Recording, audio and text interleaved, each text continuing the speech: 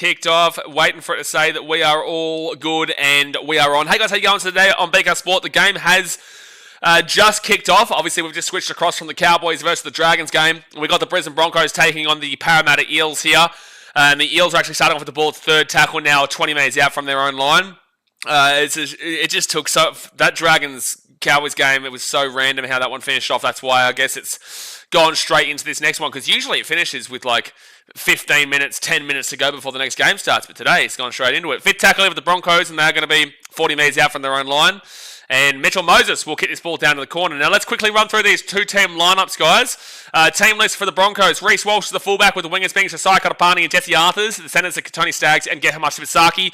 5'8", Ezra Mann, with the halfback being Adam Reynolds, was the captain. Front row forwards are Xavier Willison, and Payne Haas comes back into the team with Ben Hunt as the 9. Back row is Brendan Piakura and Jordan Ricky. And the 13 is Patrick Carrigan. Interchange, Billy Walters, Kobe Hetherington, Corey Jensen and Jack Osiewski, with Tyson Smoothie as the 18th man replacement, and the coach is Michael Maguire. Broncos currently have the ball at the 30 on third tackle, and they will now be Payne Haas fourth tackle at the 35. For the Eels, their team lineup: Joash Papali'i is the fullback, with the wingers being Zach the Taxman Lomax and Josh Hadokar. Centers of Will Penasini and Sean Russell. The 5'8" is Dean Hawkins, with the halfback being Mitchell Moses coming back into the team. He is the captain, with the front row forwards being Jermaine Hopgood and Junior Bolo. Number 9 is Riley Smith. The back row is Charlie Geimer and Jack Williams, with the 13 being Dylan Walker. Good running by Joash Papali'i. And he's going to be at the 42. First tackle, great run there for the Eels. Interchange is Talon Da Silva, Luca Moretti, Matt Dory, and Sam Vaiti, with the 18th man replacement being Jordan Samrani and Jason Riles as the coach. I took the Broncos here today, but I do think that there is a chance here for the Eels with Mitchell Moses coming back in. Penalty to the Eels here at the halfway point too. Penalty to the Eels at the halfway point, 2 minutes into this game. I do think there is a sneaky little chance. They are trying to obviously avoid the spoon down there. The Eels season is done competing for the top 8, but they are trying to avoid the spoon, and a win here would be absolutely massive to avoid that. So, yeah, they need to obviously get a bit of a fire up here at Suncorp, and it would absolutely crush the Broncos dramatically if they lost this, because they are not bolted into the top 8 just yet. Eels here, first tackle at the 20. Paula Kolami says, "Go the mighty Broncos." Well, right now you're under a bit of pressure here from Parramatta. Dean Hawkins off to Hopgood. Jack Williams, and he's going to be 22 metres away here. Third tackle. Riley Smith. They go across now. Moses, short ball. And they're going to be about 15 metres away on third tackle. Hopgood getting it on, and now they'll be 10 metres out. Fourth tackle, Jack Williams.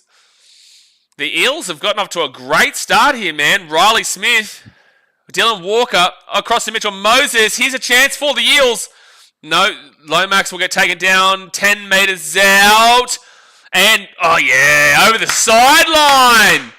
That's good defense over the Broncos. And Ezra Mann and Will Penasini are going at it a bit. And it'll be Broncos ball here at the 10. Good defense there from the Broncos to take him over the sideline. Good defense. Desmond says, so we got 13 turds playing 13 bananas. Well, you could see it that way. Lomax had to be doing better there. They had 3 guys really just surround him, and they had obviously the momentum coming across, and they just were able to shove him over the sideline, and then we get a Zach Lomax special of flicking the ball out again over the sideline. Dasmat says, hit the 10-day contract player. Brenton says, if Para win this, the Broncos go straight to scam. Oh, well, they'll definitely be on a heavy fraud alert. Scam, maybe a bit much, but if they then lost next week, you'd even consider it the very fast track. The very, very fast track. Third tackle now for the Broncos, and they'll be at the 35 on their own side of the field. Prey says, do you think when the next team enters the comp, or when there's 20 teams, should they increase it to top 10 or keep it at top 8? No, I think it should be kept at top 8. But I believe that when they get to 20 teams, eventually they will create conference systems like America has. So fifth tackle now with the Broncos, and they'll be at the 50, where they'll have like a New South Wales conference, which encompasses the Knights and the Raiders and whatnot, and then everyone else will be kind of a part of the other conference, because it'll be about 10 teams apiece. Perth, but then again, they're North Sydney, but you'd go with the outsider conference. Perth, Melbourne, Titans, Dolphins, Cowboys, Broncos, Warriors, Papua New Guinea, and then probably the South Island New Zealand team. So there's 9 and 11. So maybe you could switch out the Knights or the Raiders, but maybe the Raiders, and just keep it as a New South Wales comp to have that Raiders with the outsiders from New South Wales. So left-hand side now, and Dylan Walker for the Eels. It's going to be a fit tackle, 50 metres away. But yeah, there'll be 20 team. The next team enters the comp in 2027, which is the North Sydney Bears and Perth merger. And now Josiah Katapani picks his ball up at 15 and brings it out of the 20. And it'll be 25, first tackle. Good run from him.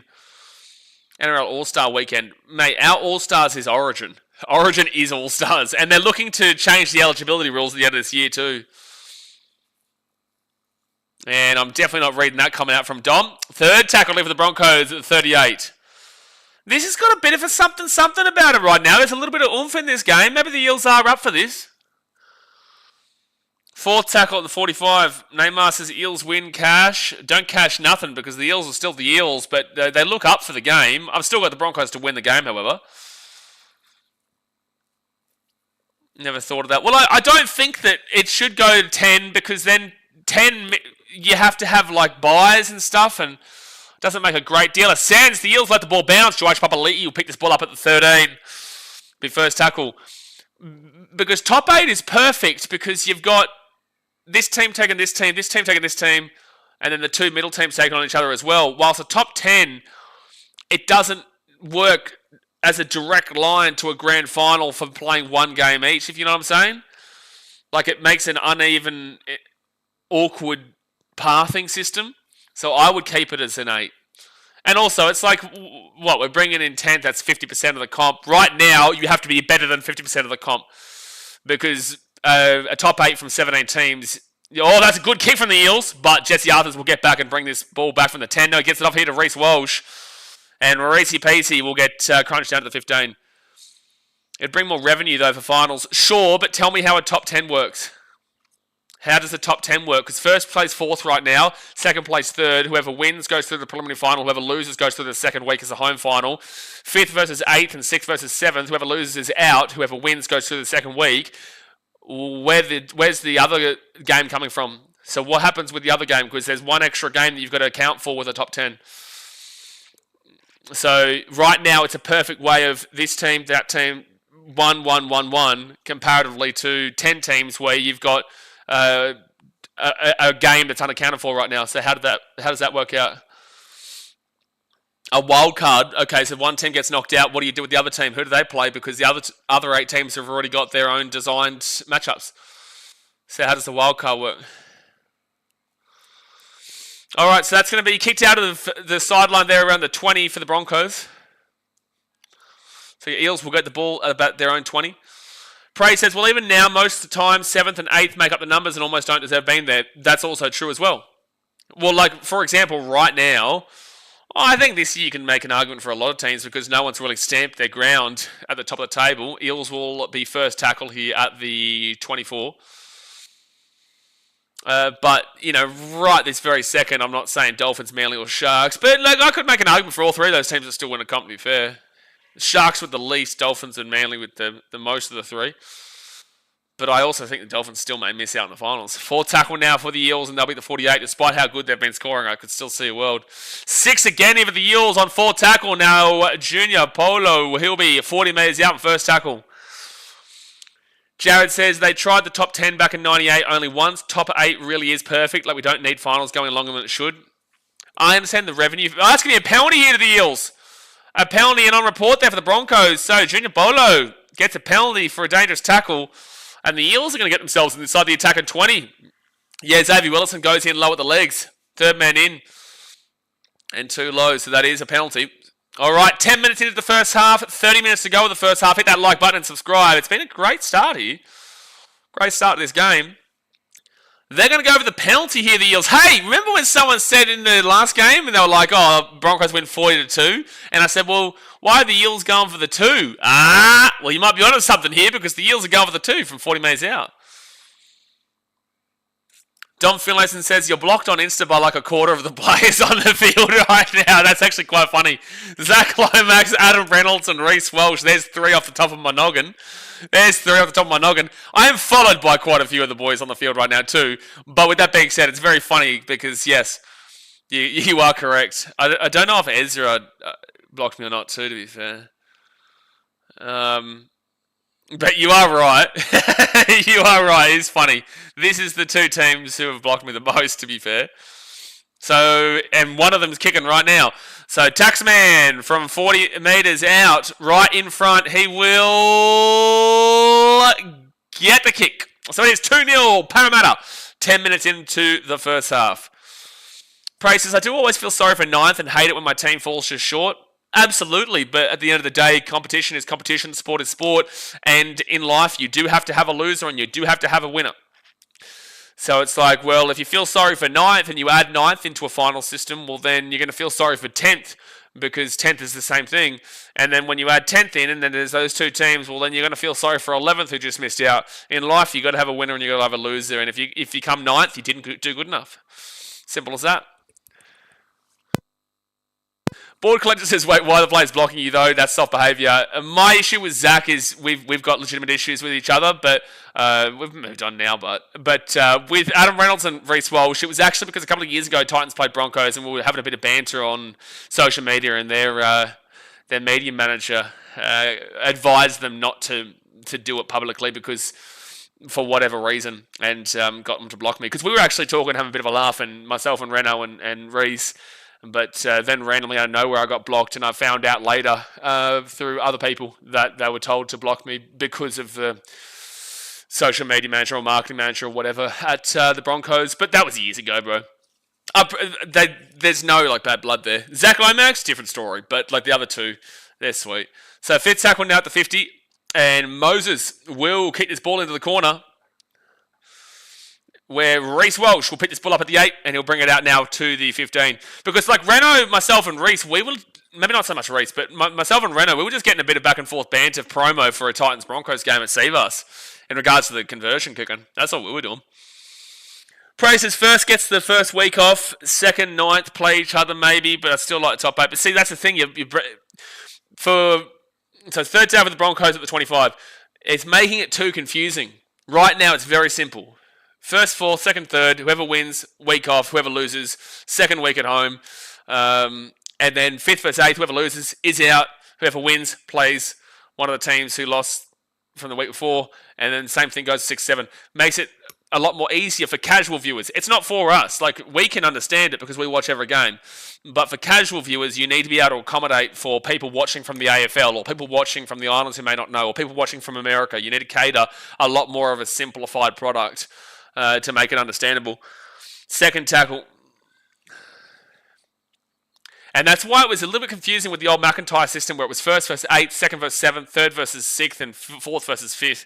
And then, you could come 4th and win and get the week off because 2 teams above you lost and all that. So there was a whole bunch of issues. So 4th tackle now at the right-hand side. Now the Eels... Actually, technically, you could finish in 3rd. No, you could finish in 2nd. No, you can finish in 3rd and still get knocked out first week of the old McIntyre system.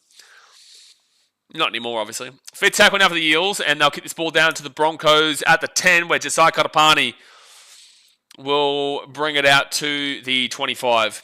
But that would be on the basis that 8th beats 1st, and then 7th beats 2nd, 6th beats 3rd, and 5th beats 4th.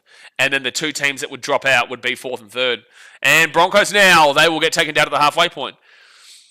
Blitzer says, Taxman hears Blaze's voice when he tries to sleep. He tells him how many taxes he pays. Gee whiz, the old Taxman. Anyway, 6 again with the Broncos at the 42. Again, though, that was years ago. It's not a big drama anymore. We just do it for a bit of a laugh now and calling him Taxman and whatnot. But, at the end of the day, that was years ago, man. So, second tackle, and I won that game. So 3rd tackle, because he missed the kick and lost themselves the game based off of his kicking, which is literally what I said would happen. Anyway, Broncos now, Paddy Carrigan out of the left-hand side of Reynolds. Reynolds now to Reece Walsh. Reece Walsh over the top here. Just like Katapani sets back on the inside. It'll be 15 metres out from the line. 4th tackle. 4th tackle. Reece Walsh gets it across here to Adam Reynolds. And then Reynolds will get, nearly a good shot there from Dean Hawkins, but he didn't get a whack as much as you'd thought. And they'll have to bring this ball back here for fifth tackle, the 24 for the Bronx. I blame Blaze for missing his kicks in Origin. Good, Brenton, good. Very good, very good. Reynolds puts it up. Broncos, knock on. Jordan Ricky knocks it back, and then Jesse Arthurs knocks it on, but it's a penalty here to the Broncos. A penalty to the Broncos for, I think, an escort. Josh Carr, yeah, it's an escort. So penalty Broncos from the right-hand sideline. Jared says, so in 98 when they did top 10, the top 2 had the first week off and then played in the second week against the winners of 3 versus 6 and 4 versus 5. Sure, it works, but just adds too much confusion in my opinion. I don't think the Broncos are going to go for the 2 here. I don't think so. Oh, they might actually be. I think they are taking the 2. They are taking the 2 here, the Broncos. Okay, sure. This is odd. Yeah, I agree. So this is funny as. The first game of the round of the Storm Roosters was 34-30. High scoring, just crazy fest. The last game was the Dragons and Cowboys, and that was 38-32, a high scoring shitfest. And now we're about to be 20 minutes into this game, and it's about to be probably 2-2 between Broncos and Eels. Very polar opposite from these first 2 games of the round. But Adam Reynolds, he will... Don't worry... No, he does get the 2. I was about to say, don't worry about the 2-2. Don't worry about the tie, because he's missed it. But he does curl it in to make it 2-2. 16.5 gone. Yeah, we all thought he missed it for a second Sunday. Jazz says, so it was a take of the McIntyre top 5 system, bloody McIntyre system. Yeah, that McIntyre system, like, it's not hard to understand, but it would also, another big problem with that was that you couldn't plan the next week. So this system we have right now, you decide who the winner of 5th versus 8th and 6th versus 7th will play in the week after before the first games even started. The McIntyre system, it was based off of like the highest placed winner would play the lowest placed top 4 loser, and the lowest placed winner would end up playing the highest placed loser from the first week, if you get what I'm saying. It was so you couldn't actually say that they're going to be playing at this stadium next week, so it would be like very much a very quick organising of the event and whatnot, so that's why the NRL wouldn't have liked it. So third tackle now for the Broncos at the 30. They'll go to Ezra Mann. He's the 38 and 4 tackle. Praise says, yeah, I remember the McIntyre system, and it also depended on the scores of other finals games, whether you were knocked out or not. It depended on the other games, but scores, no. Scores, no. It was always like ladder positioning if you were a top 4 team and lost. You just needed 2 teams below you to lose, basically. You just needed 2 of the top 3. If you come 4th, you just needed 1, 2, or 3 to win 2 out of those 3 games, and you were safe. So second tackle out the 20. Yes, Claudia, the score is 2-2. I know, the score is 2-2. Third tackle now for the Eels. They're at the 30. James Duncan says that was a stupid system. I remember we were 8th and they beat the Storm. Well, the Eels, they came 8th in 2009 and ended up making the grand final. Fourth tackle now for the Eels at the 42, and then lost, obviously, to the cheating Melbourne Storm. But that's a great kick there from Parramatta. And Reece Walsh in goal. Can he get out? He will get out, but he'll be taken down. No, he gets away at the 10. Then at the 12. First tackle for the Broncos at the 12. Good way to get out, though.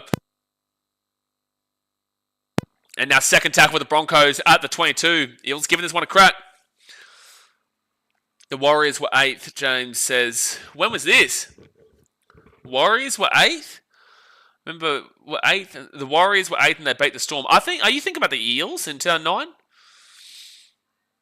When was this? The Warriors beat the Melbourne Storm from 8th? When was this? That doesn't happen much at all. It never used to happen much at all.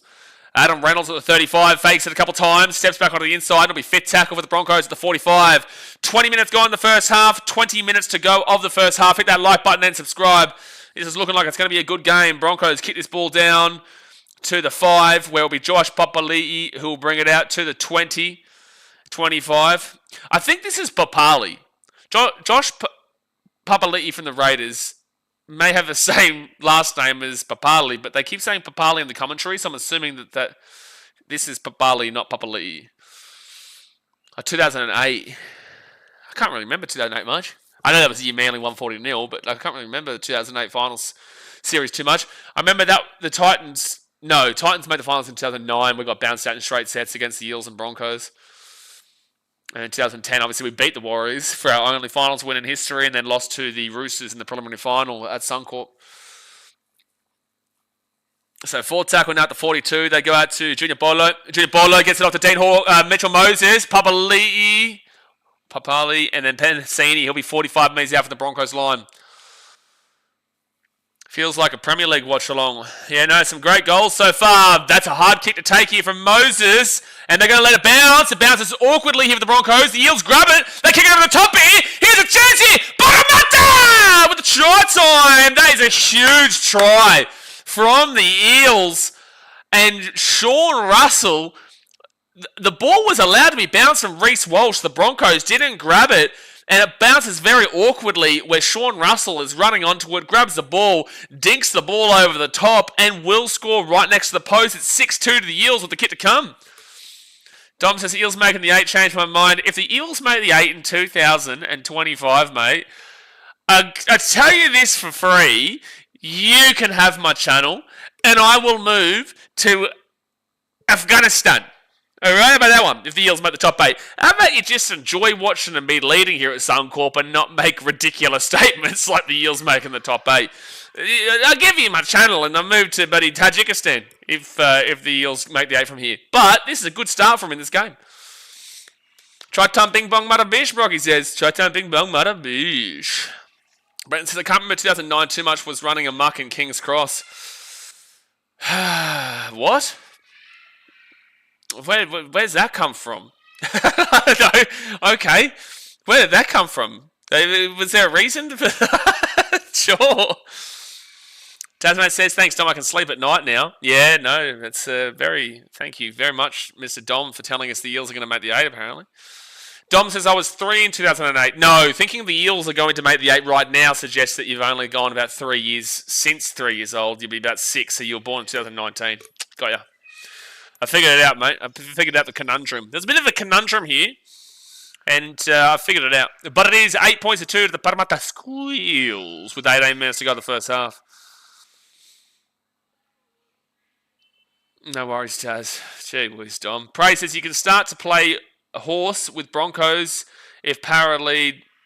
Okay, fair enough. So it's going to be Eels 8-2. Brent says, is Walsh injured? He's lost some speed. And no, not reading the rest of that comment. I think Reece has just been having a poor year, man. And a lot of Broncos fans don't want to admit it because they love Reece Walsh, and I get it. But like Reece Walsh has had an extremely poor year that for some reason Broncos fans refuse to acknowledge.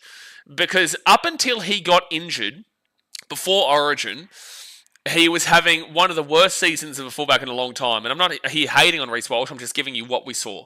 He was having one of the worst seasons in a very long time. Defensively and attacking-wise, he was dropping balls. It was just dreadful. And that's a penalty here to the Eels. 15 metres out on second tackle. They will get a penalty. And then after that, Reece Walsh got injured. And then came back against the Titans, I think in like round 12, 13, 14, 15. I think it was maybe 15. No. Probably around 14 or something like that, and played the Titans. And he killed the Titans, but the Titans are in last place. They're in 17th position, and they were diabolical, right? Eels with the ball at the 45, first tackle. And he had a good game, but it was against a team that he absolutely should have been having a good game against. And outside of that, he hasn't really done a great deal, but I think that people are really kind of locking down to him making just those individual highlight plays and then carrying it across the full 80 minutes. And so Reece just hasn't been having a good season at all this year.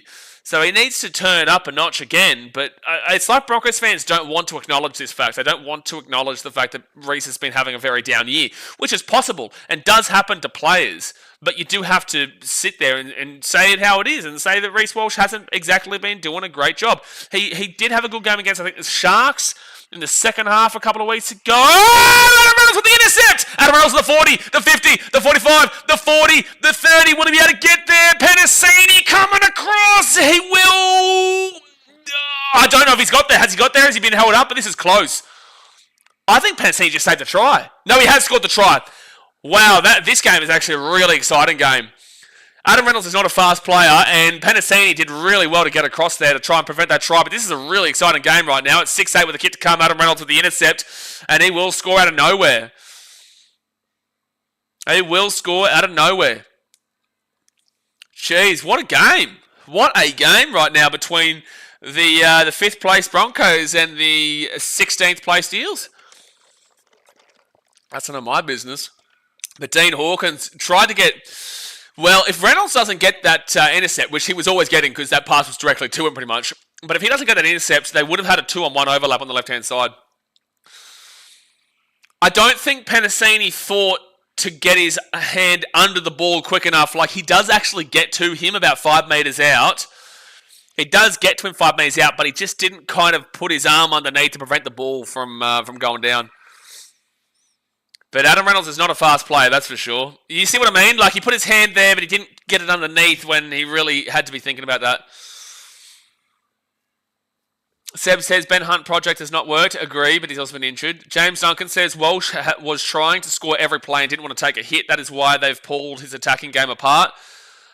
Too many hospital passes. I agree, but you also need to give him free rein because that's the kind of player that you signed him for. That's the kind of player that Reece Walsh is, by taking away his highlight ability and taking away that big-time play potential, the X factor that is literally Reece Walsh. It will regress him too much. But Reece Walsh will get the conversion, and it is 8-8 with 15 minutes to go here in the first half. It is 8-8. Breton says Reynolds' legs were given way at the end there. Yeah, well, that's why he's obviously not kicking the conversion. At least Reynolds didn't pull his hammy with that intercept like Girdler. Well, look at his little legs go. Like, Renault is not the fastest player ever. He's not the tallest bloke ever. And just look at his little legs go. Look at him go. Someone needs to put like one of those comedy sketch soundtracks over him running just then. Hanson says, New Ireland... Enos from Papua New Guinea, New Ireland Province. Broncos give me 9+. Well, it's 8-8 right now. First tackle for the Broncos. 8 metres out from their own line. And Hetherington at the 15. Brocky says, anyone doing that stupid Broncos dance should get life in jail. Well, it's like, Brocky, Titans fans don't really have a great deal of way to speak down on it because Titans, as an organisation, just decided to buddy copy the Broncos shit by doing the Venga Boys. The Venga Boys thing. You know, so it's like the Broncos do this... And the Titans organisation, it's like they're not our biggest rivals, and they now get the fans to do this. All you're doing is changing from this to this. It's another awesome decision from the Titans organisation, but you'll get some people who, for some reason, enjoy it. So the Eels now will be at the 20. George Papali'i nearly breaks away there. He'll be at the 25 on first tackle. Jay says, on another bright note, Andrew ain't here. He's probably with TJC, ain't he? Second tackle now for the Eels. They're at the 30. Riley says, who are you going for? Well, I don't have a dog in the fight here. Like, at the end of the day, Broncos are my rival team, but I also just like watching rugby league. And also, the Eels losing would be better for my Gold Coast Titans, but also the Titans are the Titans. So it's like, I'm just here to enjoy the game, to be fair. But my team, if they get the spoon, they get the spoon. Like, I know they're well and truly deserving of it, and probably is the best case scenario for the club in a lot of ways to wake up to themselves. But the Broncos, Reece Walsh, that is soft, man. He's just gone down. Unless he's injured. He's not even injured. He just jumped to the ground just then to prevent the tackle. What's Reece Walsh doing? Yeah, run the ball, Reece Walsh, you cat. That's crazy. And now look at him. On the back of his laziness just then, the Broncos are now third tackle at the 10. Yeah, Cooper Cronk's saying it too. Like, Reece Walsh should be taking on the Parramatta defence. Instead, he just dives on the ground. Well, I don't understand. Seb Watson says, Blaze just here for the Biffo and bum action. We haven't seen no bum action in a day so far.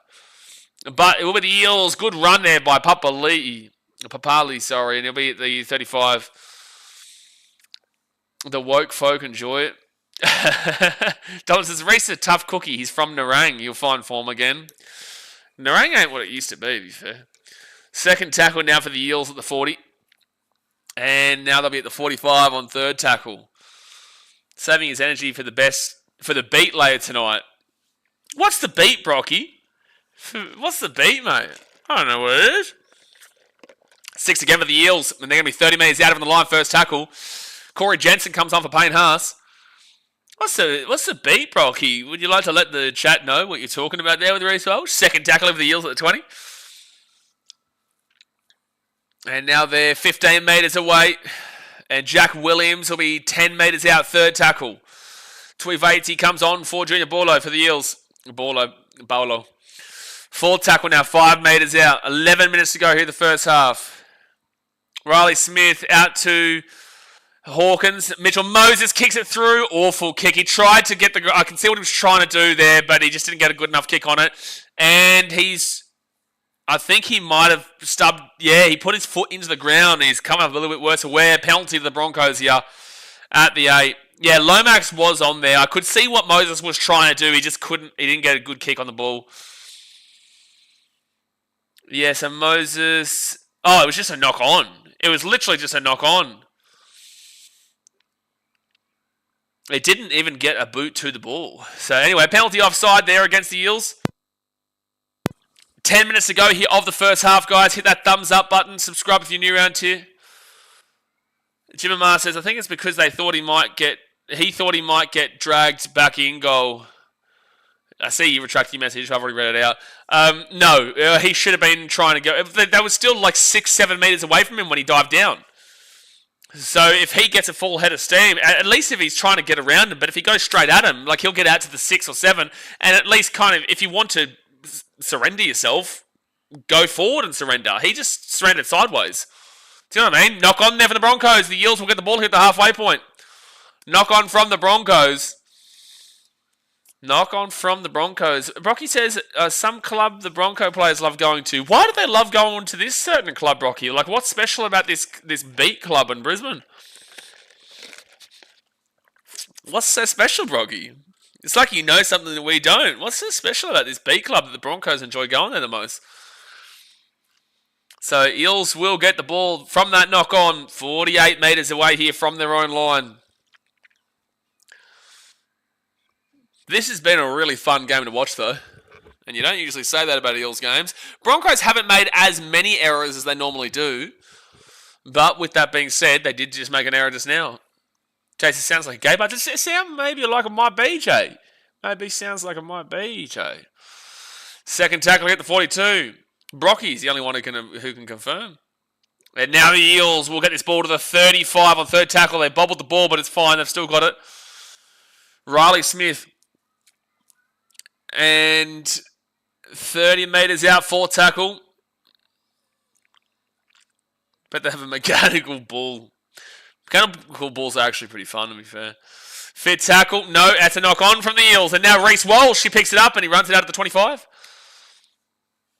Prey says, isn't every bar in Brisbane a gay bar? Fair enough. That is, unless it's Origin, then no, none of them are. But when it's Broncos City, for sure. Now, first tackle for the Broncos at the 45. William Godfrey, get rid of Broncos. Corey Jane says, go Broncos, you can do this. Well, it's a very tight game right now. Third tackle here at the 40. Dom says, I heard the club they go to hand out the free forward ranger. No, for fuck. I shouldn't even read that comment. And Kobe Hetherington! Try time for the Broncos out of nowhere! Try time for the Broncos out of nowhere. Hetherington just breaks through. And it's 12-8 to the Broncos with the kick to come. That's a great run, man. That is a great run. Wowee. Wowee. That is out of nowhere. Just breaks through from 35 metres out. And just gets away from... Who is that for the Eels? Maybe Papali falls off the tackle. And with 7.5 minutes to go, it's about to be a 14-8 game because he will get this kick from right in front. Bit Mops go to Eels. Well, that wasn't good defence there from the Eels, which allowed the Broncos to get the try. Right under the post. Brenton says I heard the ball as a strap. Okay, now we've got strap-on balls. Oh my goodness me. Well, 4X is a pub, so we are safe for Origin. 4X isn't a pub, 4X is a beer, but sure. Brocky says, try time bing bong, mother peace. To be fair, is your bet still going, Brocky? I think it was like, what, $30 you're going to win? So what, we get $3 or what? 640 to go now the first half. Sorry, I meant the Caxton. Yeah, well, the Caxton is a pub. Also a street. But there we go. Conversion made. So it's a 6-point lead for the Broncos. Yeah, it was a good pass there from Reno onto the inside for Hetherington. And Carrigan was running through. I tell you what, if they didn't score here, they might have actually seen a potential, probably not bin, but based off of the call from the Dragons-Cowboys game, but it would have definitely been a penalty for the Broncos because Carrigan was actually taken out without the ball just then.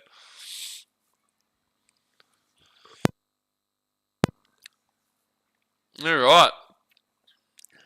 And that was quite literally out of nowhere too. Like, the game wasn't really going anywhere for a little bit. Lost already. What was your bet? So the Broncos now bring it out to the 10. We first tackled in opposition half 18 times to the Eels, 9 times to the Broncos, but the Broncos do lead. Now second tackle for the Broncos at the 20. The biggest pet peeve, the biggest pet hate of rugby league is when you score, just don't make a mistake on that next set. Just complete the set. That's all you need to do. Team leading up to 20 minutes is the one I lost. Oh, because it was a draw, was it? Paddy Carrigan, Reece Walsh, and Gehamushi Masaki crunched out at the 40 on fourth tackle. Still a good set, though. They're making good meters, but that was really good defense from the Eels as well. And you do not say that much. Fifth tackle at the halfway point. Clock was cooked. Oh, vamos clock. Vamos clock. I need to refresh the clock. All right, that's sorted. Now, Eels. Joshua Carr gets away here at the 25. At the 30. Oh, taken down. It was why South Sydney let Adam Reynolds go that easily because they're muppet. They didn't want to sign him for, 3 years? And I think he wanted a 3-year contract or something, and the Rabbitohs said no, they'll give him a 2-year contract maybe. And then the Broncos said, we'll give you the 3-year contract, I think it was. Something along those lines. I don't think they believed with his injury history that he was going to crack on as long as he has. Yeah, because South have Lewis Dodd. Exactly. Greatest play of all time. Fifth tackle now at the 25. And now they go out to the right-hand side. Mitchell Moses, Zach Lomax chasing it through here. Here we go. There's a takeout there. There is a penalty to the Eels coming up here. Don't even challenge it, Broncos, because that is a takeout. Lomax clearly got bumped into. 4.5 minutes left, and the Eels will get a penalty 10 metres out. Oh, okay. Same thought process, just different year contracts. James Duncan says because they only offered Reynolds a 1-year contract and he wanted a 2-year contract. So, yeah, same thing I was saying, but just not 3 and 2. It was 2 and 1. All right, tackle in opposition 26 times for the Eels, 3 times for the Broncos. The Eels are back there again. 4 minutes 10 to go at the first half. 4 minutes 10 to go here. All right, Eels 10 metres out. First tackle. De Silva comes on for Riley Smith, the new man from the Tigers. Now at the Eels, he's come on as the hooker. They give it to Moses. Moses to Hawkins. Hawkins nearly lost it, but it's fine. And Jack Williams will be 10 metres out, second tackle. Talon De Silva is going to go out to the right-hand side. They've got it sacked. They give it out to Mitchell Moses. Kicks the ball over the top of a Lomax! Try time for the Eels. Great kick from Moses. That is a fantastic kick from Moses to Zach Lomax. And it's 14-12 with a kick to come. At one point, as the ball was mid-air, I didn't know if Moses was going to be able to get there in time, but it really set up nicely. And Lomax will score a try on the sideline to bring it within 2 points. 3 minutes to go in the first half. What a game this is. What a game this is. Yeah, that is a beautiful kick from Mitchell Moses. Jeez, he's been having a solid couple of years, man. It's unfortunate the Eels are so shit, but, truly, he's been having a really solid couple of years. Nice kick, Moses masterpiece. Absolutely. Prey says Eels are such a different side with Moses. They are literally a one-man team. Literally a one-man team. I know that they are losing Dylan Brown at the end of the year, the Knights, but I still probably would have put him in. I don't think they really truly believe Dean Hawkins is their long-term answer. Not that Brown is, obviously, but at the end of the day, you still want to win games to avoid the spoon.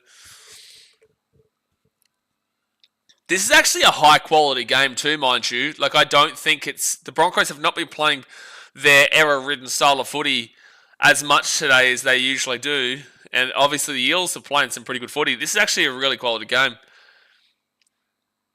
But now it's getting to the highest scoring game again, like we see in the last two games, 34-30 to the Storm and 38-32 to the Cowboys. This is now getting to a higher score again. That tough kick here for Taxman. Moses really makes a difference to this Eels team. They are a one-man team. They really are. They really are. And I hate to say that, but they are. Without him, they are dreadful. With him, they are playing some pretty good footy. And Lomax will do what he does best and miss the conversion. 14-12 to the Broncos with 2 minutes and 4 seconds to go of the first half. Off you pop, Zach. Get back on, buddy, your side of the field because your kicking game stinks, son. Brenton says, can we get a stat check at halftime of the Eels record at Suncorp? Can you go and do that for us? How long have you had? Why can't you go and do that for us? Fraser's Eels take it to teams. They just collapse in the second half. Sure. I don't really know if that's what I would kind of think of the Eels team, but sure. Serious question, why isn't Moses kicking? Because Lomax is usually a decent kicker, but he's just a cat. So maybe because Moses just got back from injury, they don't want to put extra pressure on him. But Lomax is usually their kicker, no? So second tackle here for the Eels at the 20. Now I'm watching you. Yeah, and I'm buddy streaming. You watching me? Well, I'm streaming. I'd have to go on like the old Google. And I'm trying to commentate a game here, Mr. Eslick. You see the difference, Eels here, 4 tackle at the 45. Dom says, Lomax side profile looks like Tom Aspinall. He wishes. He wishes. And Moses gives it to... can't even see. Charlie Geimer. And now Moses will put that ball up in the air. Lomax chasing it through here. He always puts good pressure on. Reece Walsh grabs it and then taken back at the 3 yard. Lomax literally picked him up and then threw him down. Steve says, I'm a diehard Broncos supporter, but I'm also a realist Broncos. Broncos are doing okay. Penalty to the Broncos here, 50 seconds to go the first half. I'm also a realist. Broncos are doing okay. Needed a comment there, but I've sorted it. But I haven't got what it takes to progress too far come finals. I do hope I'm wrong, though. The thing is, firstly, you're right. But there is context behind every game the Broncos have played recently that is why I say the Broncos haven't convinced me shit yet. Because they are winning games, but they're also making a lot of errors. Not necessarily this game, but they're making a lot of errors in games. They are the same team as the Roosters in a lot of ways. Because both those teams tend to get wins despite all of their errors. But I think that I have more faith in the Broncos than I do in the Roosters going further. But at the end of the day, the Broncos will still make more errors in crucial times than a lot of the better teams will, which is ultimately what will cost them in the end. Jesse Arthur's here, 30 metres out, third tackle. You got 5 seconds. I'd go for a field goal. 6 again, doesn't matter. They go back here. 2-point field goal. Adam Reynolds. Nowhere close. And they'll just let this ball go dead, and that will be halftime. Anyway, the point is that I will say the Broncos are okay. You're right in that terminology. But right now, realistically, look at the ladder positioning. The Broncos are 5th position, aiming for a top 4 spot. The Eels are in 16th position, aiming to avoid the spoon. I understand the difference between Moses playing for the team and Moses not playing for the team, but it still is 5th position versus 16th position at the end of the day, and they are struggling to overcome them. They're just leading because of a missed kick from Taxman at the moment. So there's a lot of way for the Broncos to come to prove themselves, and I'll get into the stats in a second, but to continue on with this conversational point, I'll give you what I mean by the context.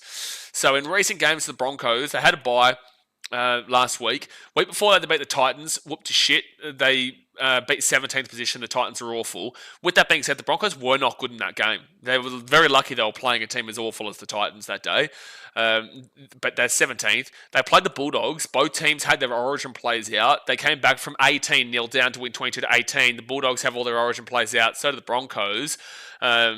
But ultimately, they were down 18-0 at one stage as well and had to force their way back into it, which they did do. But the context behind that game is that wasn't a full-strength Bulldogs team by any stretch of the imagination. And the same thing goes to the Bronx. But when they play each other in finals, it would be full strength on full strength for the most part, right? They beat the Warriors 26-12. That was at a point where the Warriors were looking very vulnerable. And the same thing goes for the Sharks the week beforehand when they won 34-28. And again, both those games were error-filled from the Broncos. A lot of errors. But the Sharks and Warriors at that time of the season were extremely vulnerable and not playing good footy. Both of them. Both of them weren't. And they got wins there. And that's the thing. They're still getting wins despite their errors. And at the end of the day, 2 points is 2 points. But they still took on two teams that were extremely vulnerable. They had the bye before that. And then they beat the Titans 44-14. Again, they're up 28-0 at half time. They were playing the 17th place Titans who couldn't win a chook raffle with every single ticket in the chook raffle. So like there's context behind this run of form. However, the week before that they lost to Manly 34-6. 2 weeks before that they lost to the Dragon 30-26. They lost to the Rabbitohs 22-14. They lost to the Panthers 32-8. They beat the Bulldogs, which was their only really pure quality win this year for mine, because the Bulldogs were full strength that day and they were led like 32-0 at half time, the Bronx. But that was their only real pure great win for the Broncos this season. They lost the Warriors 28. That was close. Lost to the Roosters 26-16. Conceded 24 points to the Tigers. They won 46-24, but 24 points is crazy. Point of the matter is that like besides that first Bulldogs game of the two, it really hasn't been a convincing stretch. And their back end of the season, they go up against the Rabbitohs next week. Like, whoop-de-fuck. Like, you should be winning that game against the Rabbitohs, who have their entire team out. Then they play the Storm in Melbourne. Good luck. They then play the Dolphins, who are scoring 50 points at ease at the moment. The Knights are a tough, awkward opponent, but they should get the win there. They also should beat the Cowboys, and then they finish off the season against the Storm, who they are infamous for losing against. So I'm really not convinced in the Broncos yet, but they need to just start by winning this game here today, because right now they're making a meal of it, and the Eels are well and truly in it. But anyway, it is halftime, so let's get into the stats here at halftime and see how that first half was shaping. Obviously, hit that like button, guys. Subscribe if you are new around here. And just remember, these stats will update throughout halftime, but they are a guide for the time being to have an understanding. Possession-wise, 53% for the Eels, 47% there for the Broncos. The time in possession is 13 minutes and 27 seconds there for the Eels, whilst it's 12 minutes and 36 seconds for the Broncos. Completion rate, this is incredible for the Broncos. 94%, 17 from 18. That is something you never usually see with them because they are a similar team to the Roosters where they'll make a lot of errors. Today, not one of those days. 94% is incredible. You need to be at least aiming for 80%, and they're well and truly above that at 94% with 17 from 18. And the Eels are doing really well too. 85%, 17 from 20. They've made 3 incomplete sets, but at the end of the day, they're well and truly above that 80% with the 85. So both teams completing at a really solid rate now. Runs-wise, 89 runs for the Eels, 83 runs for the Broncos. But here's the kicker. The Eels are at 655 run meters and the Broncos are at 704 run meters. So with 6 less runs for the Broncos, they have got 49 extra run meters through 6 less runs. So to be fair and to talk about what we usually talk about in regards to equating from runs and giving the Broncos the same amount of ball as the Eels. So you go from 83 to 89, so that's 6 extra runs, 10 meters on average per run, that's 60 extra meters. So the Broncos would be on 764 run meters on that average metric compared to the 655 of the Eels. So the Broncos are whooping the Eels in regards to the meter gain department. They are whooping them. They're up over 100 meters on them with the equation. But with it, just on this pure stats right now, it is a 50 run meter gap. Despite having 6 less runs, which is really impressive for the Bronx. Post-contact meters is 195 for the Eels, 182 for the Broncos. You'd probably say the Broncos are just ahead if you do equate it out. No, it's probably the same. Maybe the Eels might even just be a little bit ahead. Anyway, point is the post-contact meters is pretty much the same for both these teams if you equate it, but right now the Eels are up by about 13. Line breaks is 1 apiece. Tackle breaks is 13 for the Broncos and 10 for the Eels. So defensively, this game's actually been pretty good despite the fact that it's a 14-12 scoreline. Average set distance, now this is understandable based off of those run meter stats. 39.14 here for the Broncos and 32.76 there for the Eels. 25 and under, you kill the stream, you finish it up, it's so pathetic. 25 to 30 is you wouldn't even spit at it. 30 to 35 is underwhelming. 35 to 40 is what you would expect, what you need to be hitting as just a flatline marker. 40 to 45 is great. 45 to 50 is fantastic, and 50 plus is perfect. So again, 39.14 for the Broncos and 32.76 there for the Eels. Eels are on the very mid-range of underwhelming. They are not getting enough meters on their sets. That is just not good enough. If you're not hitting 35, you're not doing well enough, and they're at 32.76. Whilst the Broncos are at the extreme high end of the expectation, average set distance, right? So they're doing well with it to the point where they're nearly at the great, but they're not exactly getting great amount of average set because they're not the 40 yet, but they are close enough that you're pretty happy with the 7 meter swing distance there and average set distance for the Broncos. Average play the ball speed is 3.44 seconds for the Broncos, 3.27 seconds there for the Eels. So that's very fast for the Eels. That's a pretty regular speed there for the Broncos at 3.44. Nothing too drastic, but it's pretty regular. And then you go down to the kick defusal, 100% for the Eels, 0% for the Broncos. Yikes. Then you go to the effective tackle percentage, and this is what I'm talking about. Both teams defensively have actually been solid here today, effective tackle percentage, and on the eye test as well. It's been a good defensive game for the most part, despite the 14-12 scoreline. So you need to be averaging at least 88%. So 88% to 90% is the average expectation. 88% to 85% is underwhelming. 85% and below is just disgusting. 90% and above is unbelievable. And both teams are above 90% here. 93.3% on the Broncos' effective tackle percentage, whilst the Eels are at 92.22%. So both tackling at a very good percentage. 181 tackles made for the Broncos, 10 missed tackles and 3 ineffective. So 13 bad tackles across 181 is very good. You know, usually you're seeing teams around that 15, 16 missed tackles mark at halftime. Last night you saw the Storm at 27 missed tackles at halftime. So 10 missed tackles and 3 ineffective is very good for the Broncos, whilst the Eels are at 154 tackles made for 13 missed tackles and 0 ineffective. That's incredible. 0 ineffective tackles is literally perfect. It's incredible. It's just unfortunate they've given away 13 missed tackles. So it's actually 13 bad tackles apiece for both the Broncos and also the Eels. It's just that the Broncos have made a few more tackles. They've made 27 more tackles than the Eels have, which is why their percentage is a little bit better. But ultimately, 93.3% and 92.22% is really good stuff for both these teams. And then you go down to the negative play. And this is what's most impressed me about the Broncos today. They're at 1 error. Usually they're at like 7 errors this time. Usually they're between 6 and 7 errors at half time. They've only made 1 error in the first half. That's really good.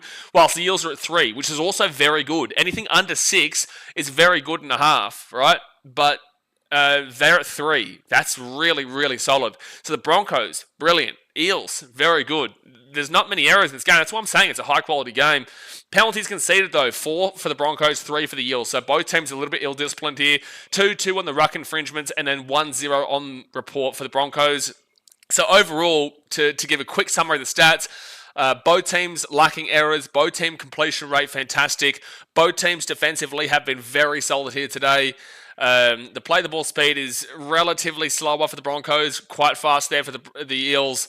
Line breaks are the same. The Broncos are destroying the run meter department because they're already 50 meters in front of the Eels, and they've got 6 less runs than what the Eels have. They're 53 more run meters from 6 less runs to the Broncos, which is great. And again, they're at 17 from 18 completion rate. So this is a high quality game. Anyone can still win it.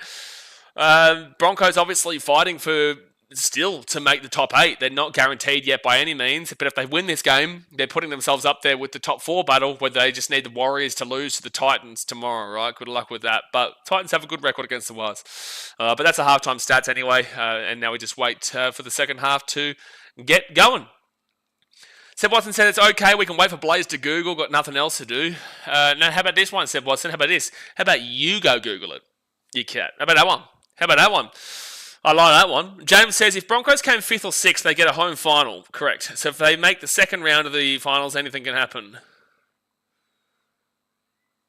What? So you're correct. Your first half of your comment makes sense. Your second half doesn't. I don't understand. So if Broncos came 5th or 6th, they get a home final. That is correct, yes. But if they make the second round of the finals, anything can happen. Well, you only get one final. Is that what you're saying? Are you suggesting, like, because the Broncos will only, if you come outside of the top 4, then you only get one home final because, yeah, you play the home final and then you play the loser of either first versus fourth or second versus third, depending on who they matched you up with. So, yeah, sure, but anyway, that's, yeah, I don't understand really what your point you're trying to make there, unless you're just saying that, I don't really know what you're trying to say. Dom says you meant to aim for the post, not the 10, Adam. That is technically true, Dom, yeah, you're correct. James says they lost to St. George was a game they should have won. Sure. Yeah. Brenton says, from what I could find, 2015 to 2025, Eels had a 58% win record at Suncorp. Yeah, that's pretty good. That is pretty good. That is a pretty good record. Anything with that at Suncorp. But Suncorp's not as scary as it once was, like for the Broncos anyway. It once was the cauldron for Queensland and also for the Broncos. Nowadays, like for example, the Storm, I believe, have like a 75% win record at Suncorp over the years. It's ludicrous. The Storm always seem to beat the Broncos. The Storm have a better record at Suncorp than Brisbane, I'm pretty certain. I'm pretty certain they do. Jack Kirkland says, great battle penalties killing the Broncos. Well, both of them are giving away the same amount of penalties. It's 4-3 Broncos way, but they're both giving away the same amount of penalties. There's no real killing here for me. I think it's just good play from both teams that have got them over the line. Like at the end of the day, Adam Reynolds, that was great on defense to see the pass from Dean Hawkins and intercept it and run the length of the field. You saw a great try from Kobe Hetherington. It was a perfect kick from Mitchell Moses to Zach Lomax for that try. I think overall it's just been a really high quality game from both teams.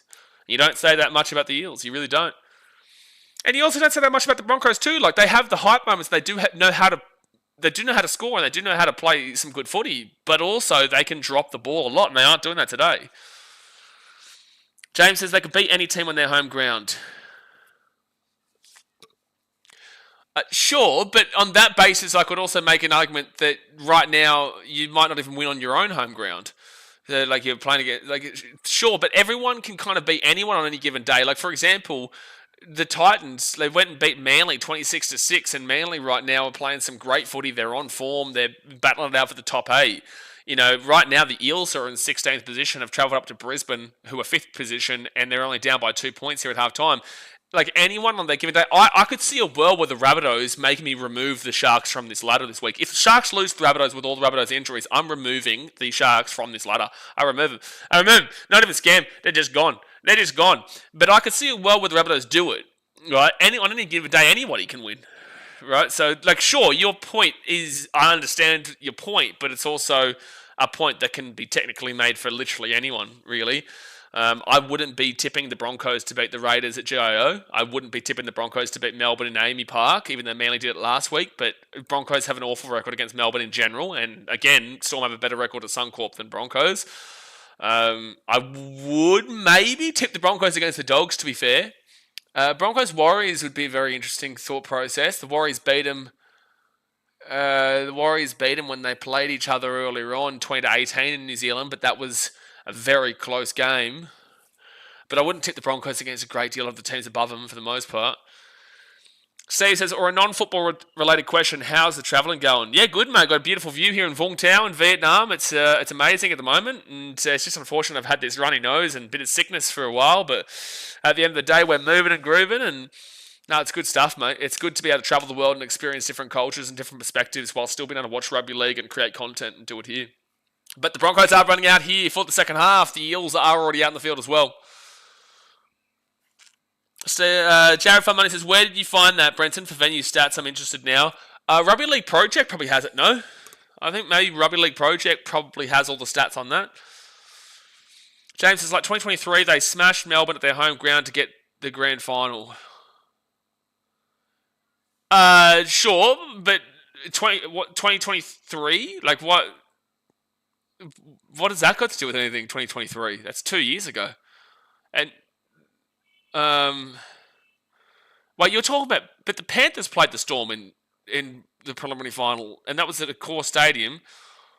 But yeah, at Suncorp State. That was at Suncorp. Anyway, I'm kind of confused by what you're actually trying to suggest, but sure. Anyway, so it's going to be second tackle now for the Broncos. Like, you're talking about something from 2 years ago, and also that was at Suncorp, not in Melbourne, when the Broncos won 26-0 there. Also, the Storm, that was very different to what they are now. But anyway, let's get back into this game. So it's going to be Broncos now who get this ball here to the 40.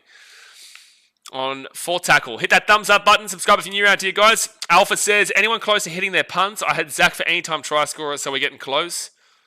Well, Zach did score. Zach already scored. All right, so the Broncos will whack this ball down, and it will bounce awkwardly, but the Eels get it through Dean Hawkins, and he'll be taken out to 15. Casey's got to see the Eels get over the dirty old Broncos. Don't like them. Well, as a Titans fan, you probably don't want the Eels to win. But as a Titans fan, you also like watching the Broncos lose. So it's a bit of a win-win, lose-lose situation here. Yes, very tight game, very entertaining. This is a very entertaining game for sure. 4K for my punts hit, fingers crossed. Can't wait for the $400 donation, the old 10%. Fingers crossed for you, get around it. So fourth tackle for the Eels, and they're 40 metres out. And Penasini with a very strong run. He's going to get this ball to the 50 now on fit tackle. And the bonus here for the Eels is that they do have a good 2-point field goal kicker. Zach Lomax can kick a 2-point field goal. He did it for the Dragons, and I could see him doing it here for the Eels. And that's a really tough kick there for Reece Walsh to grab, but he does get it to 15. You doing the Ho Chi Minh Trail? Always want to. Yeah, I'm going to go long ton over the next... I can't do over the weekend with all the streams and whatnot, but maybe on Monday or Tuesday I'm going to go long ton, which is about 3 hours away from me, I think. Should be good. Second tackle. We just walk down along the beach here, and you can see the old turrets, and you can see a lot of really cool Vietnamese War, the Vietnam War stuff. Jared Farmanis has had a great moment last week, seeing Jazz Tavanga finally beat the Storm. Only needed to go to Manly. He's been going well this year, Jazz Tavanga. He's been playing some really solid footy this year. I know Manly fans are loving him too. That's bad defense from the Eels. Reece Walsh. No, Reece Walsh. That's not the play. Out Carr's going to pick this ball up. That's not good, Reece. You can't be doing that, mate. Just take the tackle at that point. First tackle here for the Eels at the 38. That's a bad mistake there from Reece Walsh. After what was looming to be a really good play as well. You've got to be composed. You don't need to score on every single play, Broncos. This has been a problem for years, though, with the Broncos. Third tackle now for the Eels, and they'll be 35 metres away here from the Broncos line. 25 metres out now. And the Eels are now 10 metres away on fourth tackle. Here's your chance. Charlie Geimer, he'll roll it back. Talon to Silva. And Hawkins gets it across. Sean Russell. Russell 5 metres out, fifth tackle. 5 metres out, off to Dean Hawkins. And they'll get it across to Mitchell Moses here. Moses gets it across again! Trots over the Eels! Zach Lomax on the wing. Great pass from Penasini. Great pass from Penasini. And that was a really nice try from Parramatta. And they will take the lead at 16-14 with a kick to come from the sideline. Really nice try. Really nice try. Happy Sai says Broncos all the way. Well, they've just conceded and they are down 16-14, but this is a great game. And Moses with a good pass across to Penasini, and Penasini just holds it up very nicely and gets the ball to Zach Lomax very late. Alpha says Adam Reynolds got those short legs. Yeah, no, it was very funny watching him with that intercept, but he got there. So Eels take the lead, 16-14, kick to come. Chad Fudman says, does make me wonder about players in their own bogey teams, like Jonathan Thurston from memory doesn't have a good record against the Tigers. Well, the Cowboys never had a good record in Sydney in general, but maybe. The Tigers were a much better team back then. Like, for example, they haven't made the final since 2011. However, they still made the preliminary final in 2010. Titans and Tigers both made the prelims in 2010, despite their now horrid history. Tigers obviously won the grand final in 2005. They were a much better team back then with Benji and Robbie Farrer and those kind of guys compared to nowadays and the last few years. So that's a big reason as to why Thursto probably did have a bit of a tough time. And Cowboys are infamous for never travelling away well to Sydney. Jazz sacked the taxman Lomax with the double. He does get it. Bretton says, shit, we need Bronx to win for our team. Never thought I'd say that. Yeah, the Knights dude, Knights, Titans, Rabbitohs, all that would prefer the Broncos to win. But also at the end of the day, like if my team gets last, my team gets last. Like they deserve it. And hopefully it's a wake-up call. So I'm kind of just enjoying rugby league, and this is a good game. Lomax will get this kick and makes it 18-14 with 35 minutes to go of the game. He will get that kick, and it is 18-14 with 35 minutes left of the game. James says, see, that's what I'm talking about. He don't know how to hold the ball and take a hit. I agree. But most Broncos fans refuse to acknowledge that Reece Walsh has had a very poor season. They refuse to acknowledge it. At the next break in play, I am going to turn another light on because it's a bit of a weird lighting now. But it's fine. All right, so 35 minutes to go here of the game. Don't forget, we'll be live for 3 games tomorrow. We've got Titans versus the Warriors, which will be an interesting one. And then the other 2 games are the Panthers and Tigers and Rabbitohs versus Sharks. We'll be live for all 3 tomorrow. It'll be second tackle. Bucks says, let's go, Para. Oh, no, Bucks here, Brenton. That's scary. Buck being here. You don't want Buck around. You don't want Buck. But you notice something? You notice how Buck hasn't been here for 45 minutes, but when Parramatta take the lead, then the old Bucky boy decides to turn up. You know what's crazy is that Blitzy's not even supporting his team right now. 4th tackle here for the Eels, and they're at the 35. Like, the Blitzy's team, Parramatta, are currently leading against the Broncos at Suncorp, but he's not even here to celebrate. And, the Broncos knocked that ball back inside. No chance. Like, I'm surprised that Katapani didn't even just try and grab that, but he does knock it back in. And Reece Walsh brings it out now to the 18. Yeah, good point. I prefer a good game as well. Well, it's just like, over the last couple of years, I've really started to come to terms with a lot of the, where you finish is where you deserve, in my opinion. Like, I genuinely believe if you come last, then you deserve to come last. So it's like, yeah, sure, if the Eels lose this and it's a good game, it's perfect situation. It's a knock-on for the Broncos. Broncos knock on, it'll be 33 minutes out. So Eels will get the ball. Fresh set of 6. Ezra Mam. Maybe should start focusing a little bit more on field rather than having fun off field, eh? But it will be a knock on there from the Broncos. Eels will have another opportunity. But what I'm trying to say is, if you come second and you lose the last game, you were in first, you lose the last game of the season and a team jumps you into first and you come second, I think that you deserve to come second. Because at the end of the day, the other team did enough and you didn't do enough. And the same thing goes for 7th, 8th. The same thing goes for 9th and 8th. I'm just not at the point anymore of kind of fighting for it. I just think that what happens at the end of the season happens, and that's how it goes. And right now, the Titans are well and truly deserving of last. So that's going to be 6 again over the Eels, 15 metres out. And now, first tackle, and they are 12 metres away from the line. Talon De Silva, he'll go at the back here. Dean Hawkins, Mitchell Moses, short ball, and Jack Williams is going to be 5 metres away from the line, second tackle. 5 metres out, they roll it back to Talon De Silva, off to Moses. And Jermaine Hopgood, he'll be 10 metres away from the line. See, this is the difference between the Broncos and the Eels right now. The Broncos are trying to score off of every play. The Eels not necessarily, but they are probably going to score right now. No, they will be... That's a full pass. That's a full pass. Yep, that's a full pass from the Eels. So the Broncos will get the ball at 10. Good defense there from Brisbane. Good defense from Brisbane. Steve says, not this guy Walsh, just needs to stop thinking 3 plays ahead and just support his teammates, not this trick plays. What I'm saying in regards to Reece Walsh, he has not had a good season. He just hasn't. But 32 minutes to go here in the game. And Broncos, luckily, are able to save themselves from a bit of an embarrassment there with the Eels scoring again straight away. Overrated. I just think he bought into himself a little bit too much and doesn't. I don't know if Michael Maguire tells him to. Like, I don't know if he just breaks away from the tactics and the strategy that is designed midweek in training and with the coach. That's going to be a penalty here to the Broncos coming off their own line. I don't know if he's actually doing what he's told or he is doing what he's told and it's not working out. There's one or two options. Whether he's doing what he's told and it's not working out, or he's not doing what he's told and it's not working out. Either way, it's not working out, but I just want to know if he's doing what he's told from the club and Michael Maguire, or he's not doing that. So Ben Hunt comes off the field. 30 minutes to go here of the game. Broncos with the ball at the halfway point. Down 18-14 to the Eels. Hit that like button and subscribe. If the Broncos win this, they will stay in 5th position for the weekend and be 2 points away from the Warriors, with the Warriors playing the Titans tomorrow.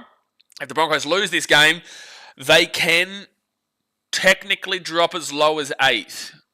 The Panthers would beat the Tigers. Manly win enough over the Bulldogs, and the Sharks win enough over the Rabbitohs. Oh, there's a knock-on from the Broncos, and the Eels will get the ball here at the 35.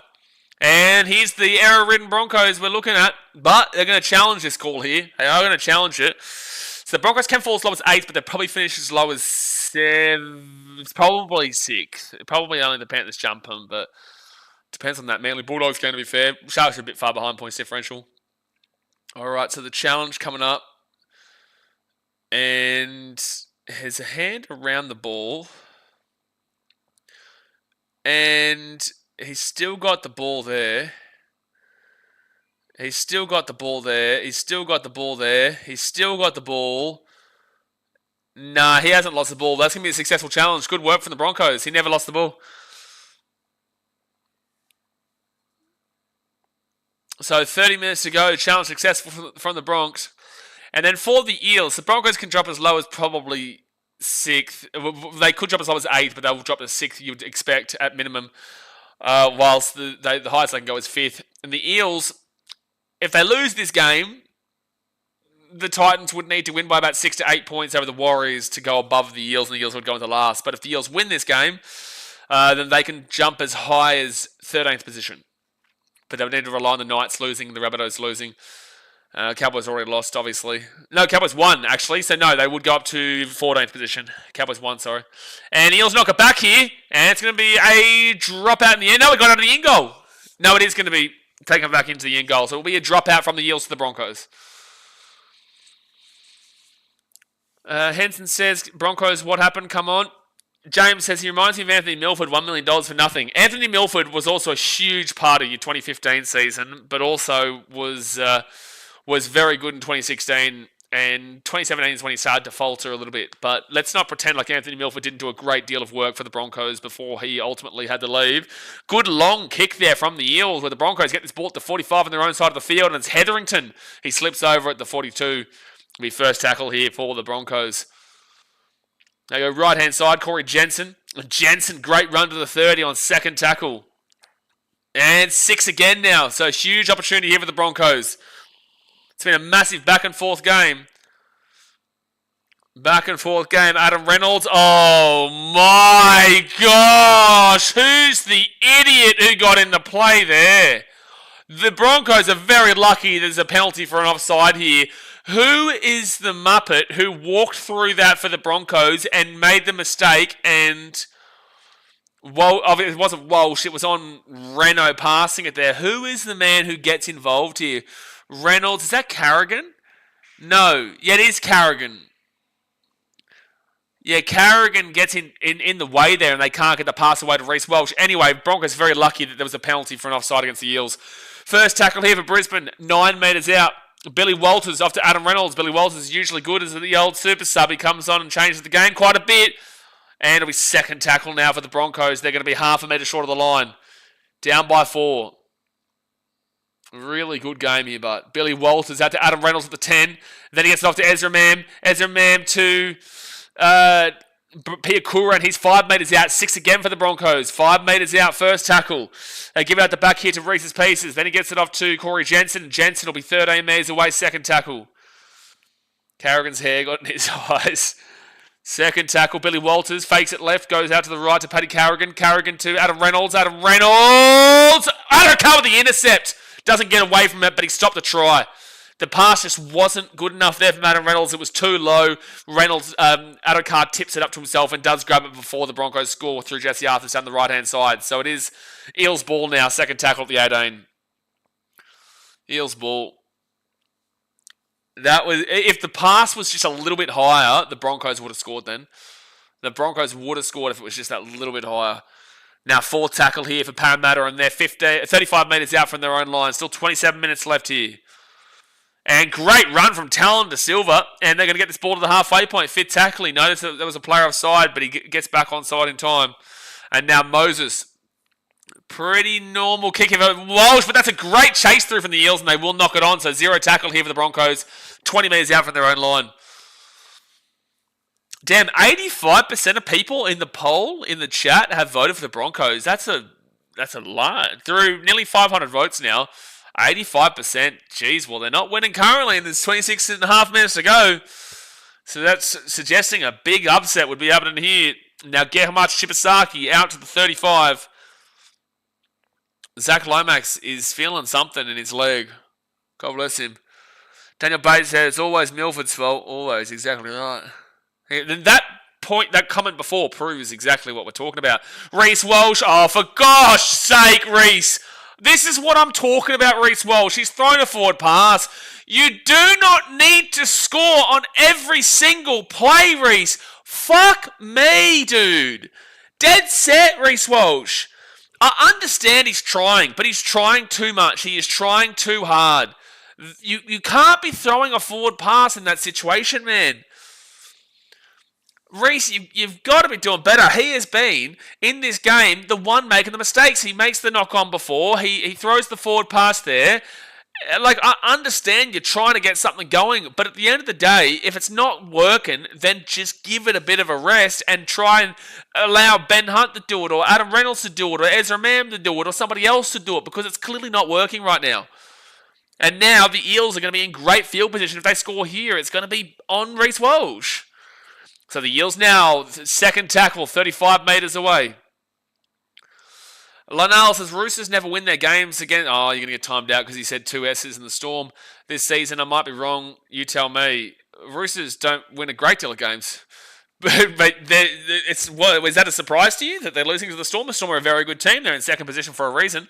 And Papali, Josh Adokar, and you know what, Reece? You made up for it. Reece Walsh and Katoni Staggs have just stopped a guaranteed try there of Josh Adokar. He's made up for that. Adokar is complaining about a shoulder charge. I guess the bunker will have a look at it. But he's been taken on the sideline. So if anything, Reece Walsh has just made up for it with coming across there to prevent the try. But it may be coming here from a shoulder charge. I'm surprised Adokar didn't get there just now. So they're going to go to there's going to be a challenge here from the Eels saying that there is foul play from... Staggs is fine. That's probably a high tackle. Oh, okay. Staggs is going to be a high tackle, but Reece Walsh is going to... Oh, okay, Reece. Okay, Reece. Walsh comes in shoulder, and he's at least... No. Yeah, there is a wrapping action from Reece. He's lucky. There is a wrapping action. So this is actually going to be an unsuccessful challenge from the Eels. So it's not high, and you can see his right arm coming around, and you can see his left arm making an attempt. So they're going to say that's fine, and I agree with the call. I know it looked bad originally, but it's fine. It is fine. If you look at his left arm and his right arm, they're both making a movement of a wrapping nature. So that's why they're going to say that's not a shoulder charge, and that was actually really good defense from the Broncos. James says, when you get paid $1 million, it comes with expectations, and Milford didn't fulfill those expectations. Anyway, we're going to get off the Milford conversation because I could absolutely roast that. That's complete disagreement based off of the fact that he got you to a grand final in 2015. But anyway, we're not here to talk about Milford because that's years and years and years ago. But I think that's lacking in a significant amount of context. That is the reason why we always said Anthony Milford, it's always his fault, because Broncos fans, whether he was playing, it was his fault. If he wasn't playing, it was his fault. It got really toxic with the Brisbane Broncos by the end of it all. But the Broncos here are 23 metres out. But like I said, we're not here to sit here and talk about Anthony Milford all day, but I think that's lacking in a significant amount of context, especially considering that he did absolutely help you and was one of your best players for multiple years. Hits the post! It's the post! Broncos knock it on. And now the Eels are away at the 15. And they get the ball off here too. Oh, I can't take it down to the 28. But you're entitled to your opinion, but I don't want to sit here and focus on it too much, but I could absolutely reply in regards to the Milford, blaming of Milford. So first tackle now for the Eels, and they're 38 metres out here from their own line. Buck says Walsh again, correct. Second tackle now for the Eels. That was very lucky for the Eels. There was a good kick from the Broncos, hits the post, bounces back, but then the Broncos unfortunately knocked it on. And now the Eels are already at the halfway point, third tackle. They're making some good meters. 23 minutes to go here. Great game. 23 minutes to go. It's a very, very big result if the Eels can get this win here at Suncorp Stadium. Fourth tackle now for the Eels, and they're 33 metres away. And good... no, it's not a good play there from Dane Hawkins. Now, fifth tackle at the 25. Out to Mitchell Moses. And Moses will kick that ball up into the corner. Lomax is there underneath it. He will drop the ball, and Broncos will get it through Katapani. And Katapani will get this ball to the 22 on first tackle. Payne Haas about to come on here for the Broncos. Taylor Bates says, James, I had expectations my new job would have competent management. They aren't. That's life, bro. Correct. But I also understand the viewpoint of like $1 million comes with expectations, especially back then too. But the thing is that there's always a scapegoat, and he became the scapegoat even when he didn't necessarily deserve to be the scapegoat. So the Broncos now will be 42 metres out here from their own line, third tackle. And this is coming from someone who's not exactly a Broncos lover, right? But I try to give you a realistic opinion based off of a variety of factors. So fourth tackle went out the halfway point for the Broncos. Seb Watson says, not sure Olivia will call it a good game if it ends like this. I think as rugby league aficionados, you've got to respect the quality of this game, though. Reece Walsh, great step, Reece Walsh, he gets away, Reece Walsh, good pass to Billy Walters. Oh, I don't come, but Billy Walters scores. And it's 18-18 with a kick to come, and that comes from Reece Walsh. You get the bad, and there is plenty of bad there with Reece Walsh, but you can also get what you just saw there. He breaks away, gets the ball to Billy Walters, Addo-Carr comes across, can't make the tackle in time, and the Broncos will tie it up at 18-18 with a kick to come. 18-18 with a kick to come. And they should be able to get this kick. And this is the thing, though. Reece Walsh doesn't actually pass this ball. He steps back onto the inside. That's a very good play there from him. And then passes it when Billy Walters is open in space. So instead of actually the creating, what I would say with Reece Walsh is that don't try and create the play from a pass. The pass will come. Create it with your feet. That's how I would suggest Reece Walsh go forward. Because Reece Walsh can create a broken down play like that when he's utilising his footwork and utilising how he runs the ball. But if he tries to create the gap and create the play from a pass, he's not a ball passer. He just isn't. So I think that's the way that I would suggest Reece Walsh go in the future. And I know he wouldn't give a shit about what I have to say, but it's very evident that he's not a creative ball passer, but he is a creative footwork user. So use your feet, don't use your pass. And that's why that try just happened there for Billy Walters. Brent says they should have made that tackle. Well, it's a try for the Broncos, and they should be taking the lead here. Adam Reynolds will get the kick. So it is 20-18 to the Broncos with 20 minutes to go here of the game. Hit that like button and subscribe. Hit the like button and subscribe. There is 20 minutes left, and the Broncos take back the lead at 20-18. Brenton says sloppy from Lomax. Yeah, that is a sloppy attempt there from Lomax, because Addo-Carr did what he could. Look at Billy Walters and Addo-Carr. He's just grabbing onto him. Billy, you're not winning a fight against nearly anybody, but it was a nice try there, set up by Reece. Thank God, how silly have we been tonight? I disagree, Olivia. I think this has been a pretty good game. I don't think this has been a poor game for the Broncos. I think this has just been a really good game from the Eels, and it's a tough ask for you. And this is what happens at the back end of the year. All right, so the Broncos now. 3 metres out here from their own line. All 3 games have been really close this weekend. Storm 34-30 over the Roosters. Cowboys 38-32 over the Dragons, and now this game 20-18 of the Broncos. All right, Billy Walters now to Hetherington. I don't think this would give a great deal of confidence to Broncos fans, like that they're going to be doing something significant in the finals, but also we know we're Broncos fans, and they probably will think that from this game. Ezra Mann will be at the 35, but I don't think this is a game really too heavily to criticise. It's just about getting the 2 points at this point. Fifth tackle now for the Broncos at the 50. And Payne Haas, great post-contact there to the 45 on the Eels side of the field. Jay says, Bronx fans finally crawled out from under their rock. Yeah, they weren't really around for a while. But Adam Reynolds kicks that one up. And knocked back there from Reece Walsh. That's offside penalty. Yeah, no, stupid Broncos. That is offside penalty. So Reece Walsh knocked it back. That was nice. So he's turned his game around quite a bit, but then it goes into a Broncos foot and then bounces forward into another Bronco who's in front. So it is a penalty to the Eels, which will help them greatly. Ray says, come on the Eels. Emphasizes, yeah, that's Broncos. Comment in the chat who you are going for in this last 18 minutes of the game. Very, very close one. And keep voting in that poll. We're at 500 votes. 84% for the Broncos, 16% for the Eels. We keep voting in the poll. Sean Russell, he'll bring this ball out at the 45 on first tackle. Buck getting around the Broncos. What the shit, Buck? Excuse me?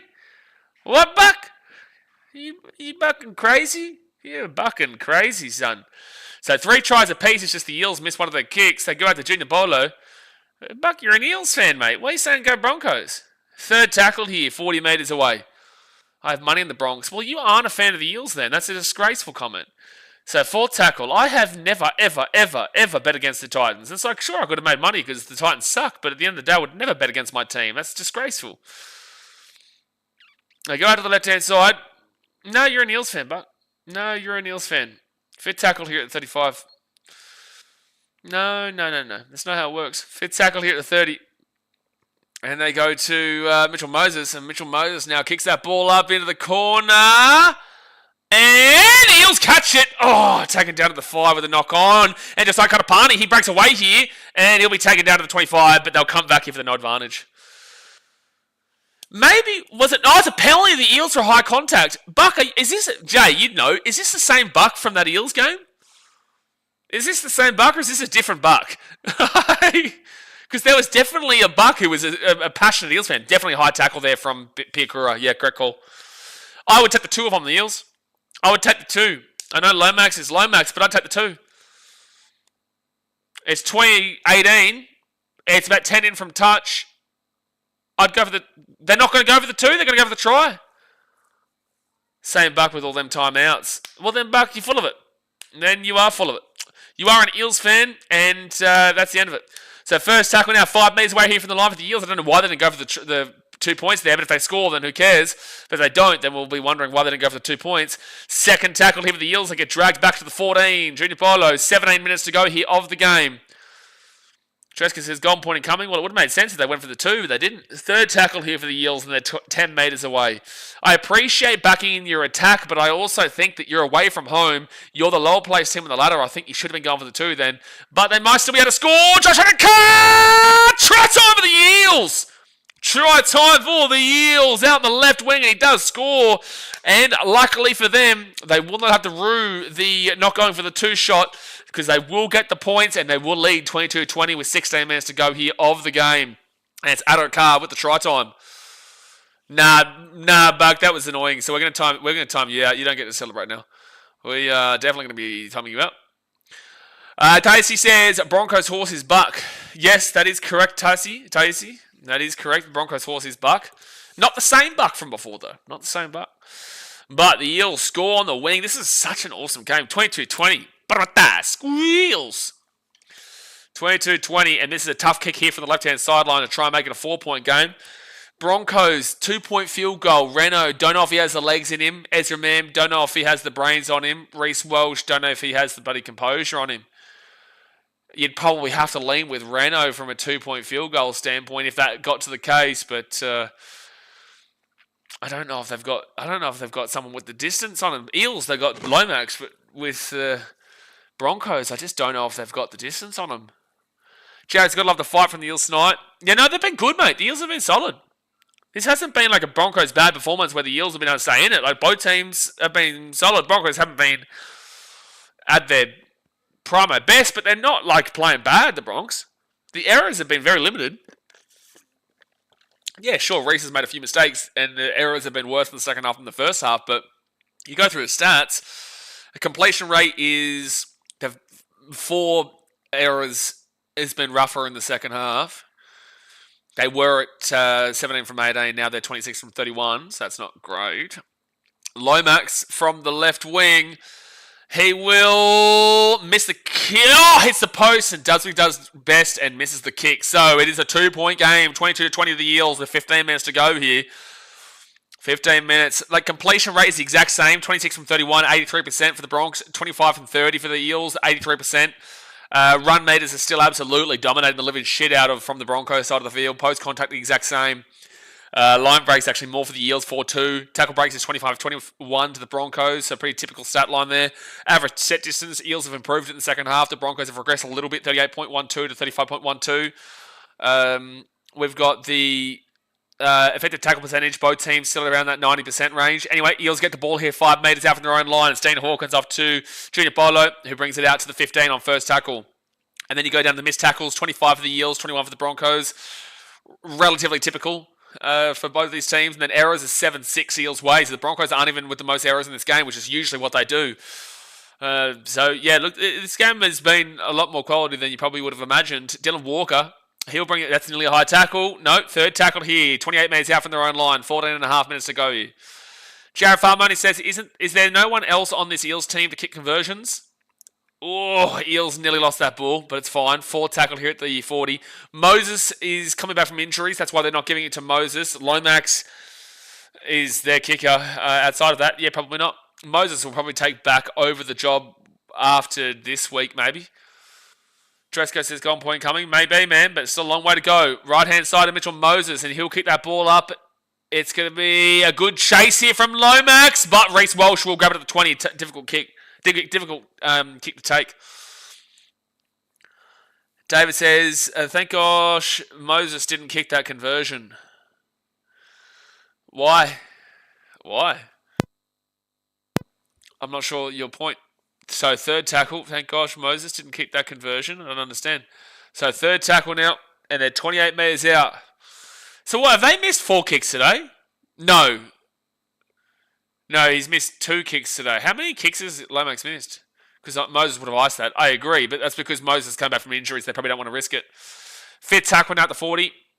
And Billy Walters, I don't know why Billy Walters seems to think he's some big Donny. Like, you're not scaring nobody. That's a really good... The Eels have kept that back in. Oh, that must have been a 40-20 if it went out. But anyway, Papali has been knocked it back in. Close to a knock on, but it's fine. It must have been a 40-20 because otherwise I was confused why he was trying to knock that ball back in. And, that was so close. Anyway, second tackle now for the Eels, and they'll be 24 metres away here from their own line. Out to Sean Russell, and Sean Russell at the 30. Third tackle. Sunna says 2, I think. 2? I'm not too sure. Anyway, fourth tackle now for the Eels, and they'll be at the 35. They go to Dylan Walker. Dylan Walker at the back to Mitchell Moses. Moses off to Penasini, and Penasini strong run to about the 50, and it'll be fifth tackle. Moses has to reach out for that grab and grubbers it into the corner. His kicking game tonight has been brilliant. His kicking game tonight has been unreal. He's always finding grass and he's always finding space. First tackle, 10 metres away from their own line. The Broncos, Reece Walsh. I don't know what he's doing, but sure. And Gehamar Shibasaki out at the 15, second tackle. I think there's a couple of tries still on this. Yeah, for sure. I could see a try apiece, really. I could see us going extra time, 26-26.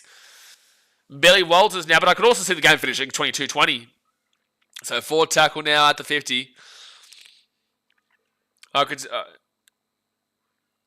feel like the Broncos probably won't look at a 2-point field goal until about 6 minutes to go. 6, yeah, probably 6, not 7. Out to Reece Walsh. But I don't even know if they have the distance in them for a 2-point field goal. Papali catches the ball. And they're going to be 13 metres away here from their own line.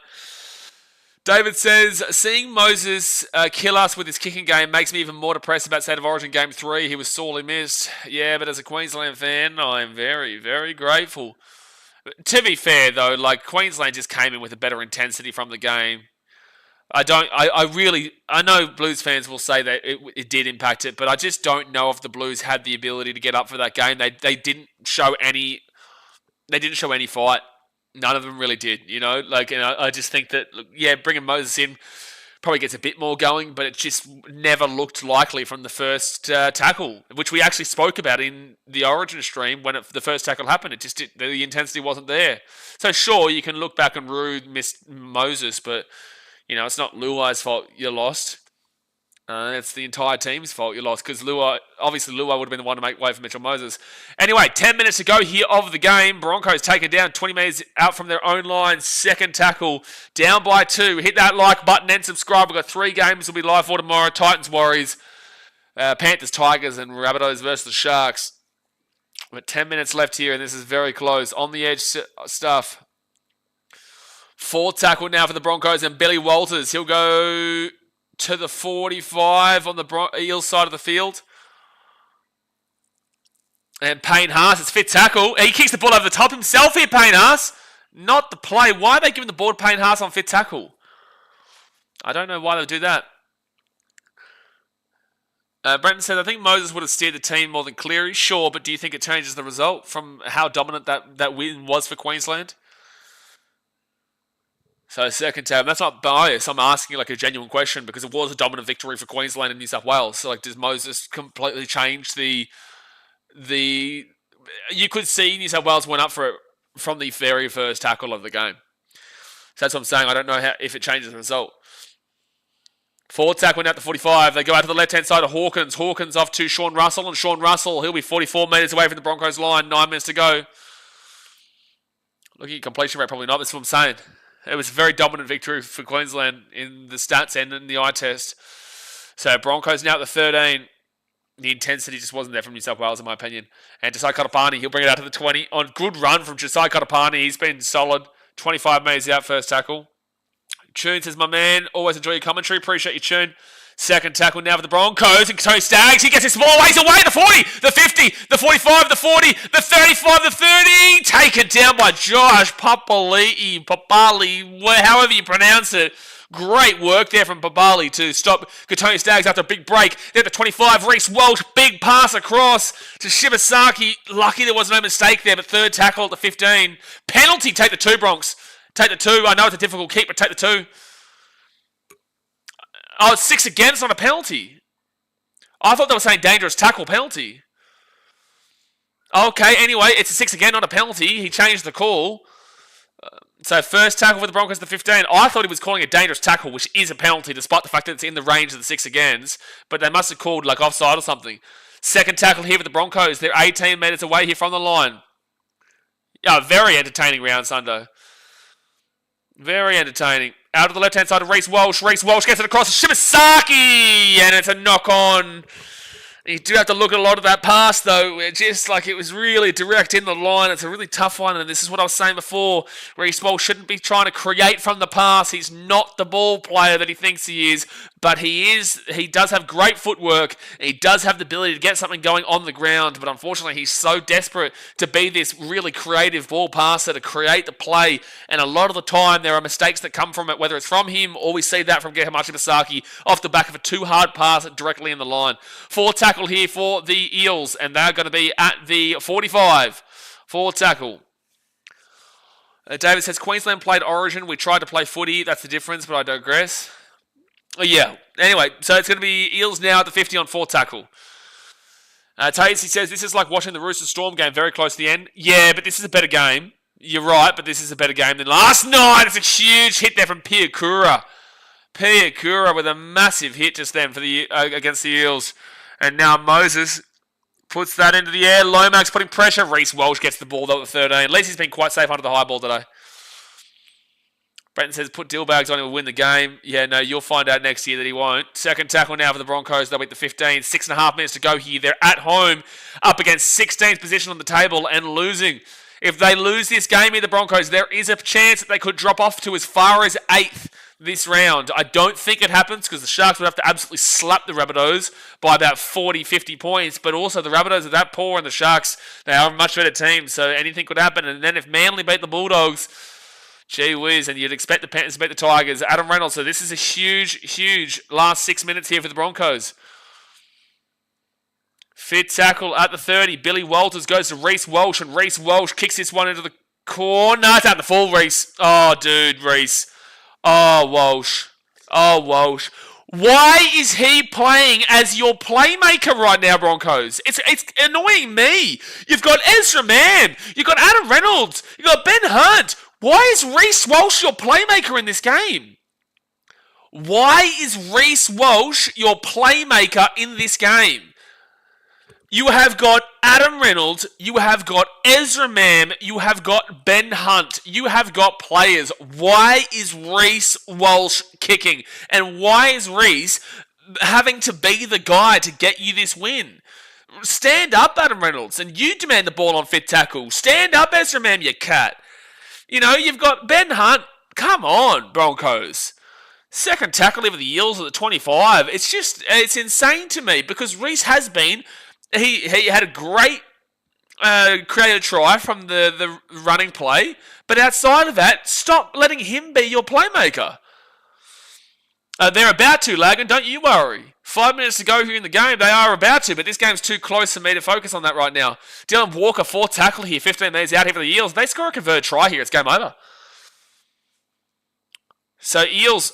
Riley Smith off to Hawkins, Addo-Carr taken down, and he'll be 5 metres out for the line fit tackle. He's actually lucky that he went down and slipped over there because otherwise he was going over the sideline. And Dean Hawkins, he'll kick this ball across into a good area. That's probably a knock-on from the Eels. Okay, so it's going to be Broncos ball here at the 10. So Broncos will get the ball over at the 10. 4.5 minutes to go here in the game, guys. Hit that like button, subscribe, comment in the chat who you think wins from here. David said, it's crazy how you, Mr. Streamer, who's almost a million miles away from this game, is 30 seconds in front of my Channel 9 stream. Yeah, that's crazy. Channel 9 online is always a little bit behind, though. But yeah, being able to watch the game before you in Vietnam is pretty funny. Second tackle now for the Broncos, and they're 18 metres out here from their own line. They've got to go 80 metres here, but there's still 4 minutes to go. Ben Hunt at the back into Reynolds. Reynolds off to Reece Walsh. Reece Walsh gets it off here to Staggs. Knock on from Addo-Carr. Knock on from Addo-Carr, so it's going to be Broncos ball at the 25 with a fresh set of 6. David says, Mam has done nothing tonight, yet Dozer is on ice watching this on the sideline. No, Ben Hunt's on the field right now. Ben Hunt's right there. Ben Hunt is on the field. That's why I was saying it before. Like, you have quite literally got Ezra Mam, Adam Reynolds, and Ben Hunt on the field. Even Paddy Carrigan a lot of the time. You're 13, like, get involved, but he's not the same. But the point is that you've got 3 playmakers, and the only one trying is Reece Walsh. So it's like, on one hand, I say, well, Reece Walsh is having to try and take it up a notch on the basis that nobody else is standing up. And then on the next one, I'm like, well, why the fuck are these guys not standing up? Because you're not seeing Adam Reynolds or Ezra Mam or Ben Hunt. You're only seeing Reece Walsh, and it's like, that's a negative, but also at least he's giving a shit. The other 3 guys, what are they doing right now? 4th tackle here for the Broncos, and Payne Haas gets the offload away. The Adam Reynolds, and that's going to be over the top. See, that's what you need to see, but it'll be taken down at the 35. Jesse Arthur's 4th tackle, 3 minutes to go here at the game. They roll it back to Tony Staggs. Might be 6 again here. No, they don't call it. Paddy Carrigan now, 35 metres away. They could think about a 2-point field goal, but I don't think they have the distance in them. They're 30 metres out. Billy Walters. No one was back behind for a 2-point field goal chance. And it's fit tackle. Broncos 10 metres away. Ricky passed the ball, mate. Oh my gosh. It's a fit tackle.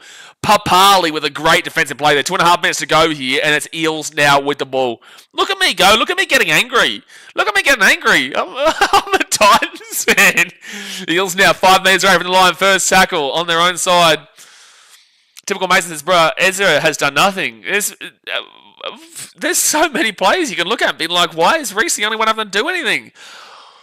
And it's like he's unfortunately looking vulnerable on the basis of that. Anyway, 3rd tackle here for the Eels, 22 metres out. Friends, get angry. This is just the passion for the sport, though. 4th tackle now for the Eels at the 33.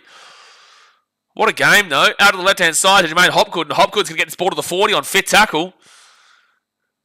Oh, Lagan, you're lucky that time you out for eternity for that. You're lucky to hide you. Eels now will kick this ball in the corner, and here you go, Broncos. Here's your last chance to beat 16th on the table. Broncos brings it out of the 25, and it's going to be Josiah Katapani. How about that one for your passion? Change just timed him out. He's sick of it. It's the first tackle on Josiah Katapani. He rolls it back to Adam Reynolds to Reece Walsh, out to Jesse Arthurs, and Arthurs at the 35. Second tackle. 1.5 minutes to go here. Down by 2. They probably will get within range of a 40 metre 2-point field goal, but who has the distance in them from the Broncos to get a 2-point field goal from 40 out? Reynolds showed before that he didn't. Billy Walters out to Adam Reynolds. Adam Reynolds at the back of Ezra Mam. Ezra Mam gets it across here to Shibasaki, and Shibasaki's 45 metres away for tackle. Don't give away a penalty here, Eels. Billy Walters, he'll go out to the left-hand side. Ezra Mam gives it a short ball, and Broncos fit tackle 30 metres out. Is anybody waiting for it?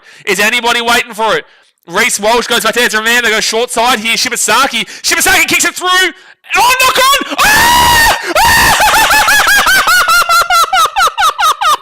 Oh, that's the Eels for you, baby. Papa Lee's had such an incredible game, and he's just thrown the game away by knocking the ball on. Reece Walsh scores. Oh, no. Oh, Parramatta. This is why... Oh, no, you deserved that win, Para.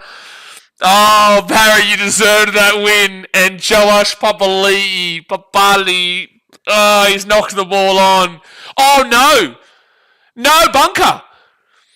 Oh, no, there's a bunker. Oh, no. Oh, Broncos fans. Oh, no, there's an offside chaser. Oh, it's a no try. Broncos are going to lose. Reece Walsh is offside. Oh, the Broncos lose. The Eels win. What a finish this game.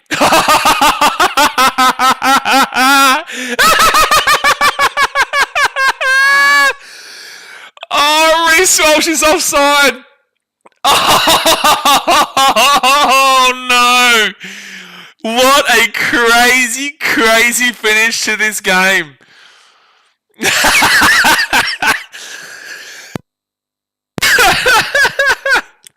Oh, no. What a crazy finish to this game. There's 36 seconds to go here. And you're going on fraud alert. Oh my gosh, that is a new.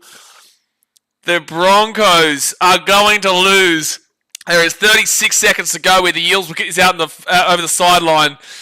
To recap what just happened, the Broncos get Hamachi Basaki on fit tackle, kick the ball through.